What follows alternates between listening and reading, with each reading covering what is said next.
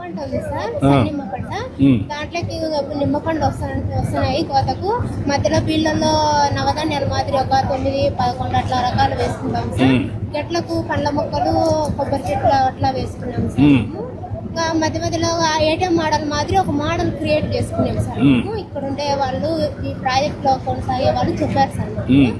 ATM model మాదిరి create చేసుకొని అందులో నేచురల్ గా పండించి గణాద్రవ వేసేసి కలబంద ఇవి నేచురల్ గా పండేటి మనం తీసుకొని అవి ఇంకా మనం పండించిన తర్వాత మినీ స్కూళ్ళకు సార్, అంగన్వాడీ స్కూళ్ళకు 5 నుంచి ఏంటంటే వాళ్ళకు ఇస్తున్నాం. వాళ్ళకు మనము ఆరోగ్యం బాగుపడాలా, పిల్లల నుంచి బాగుపడాలా అనేది పిల్లలకు ఇస్తున్నాం సార్. ఇంకా ఉండే కొద్ది ఇంకా కౌలుకైనా తీసుకొని ఇంకా ఎక్కువ ఊరి వరకైనా చూసుకున్నాం అనుకుంటున్నాం. ఇప్పుడు ఎంతమ్మా నువ్వు చేసేది? 2 ఎకరా.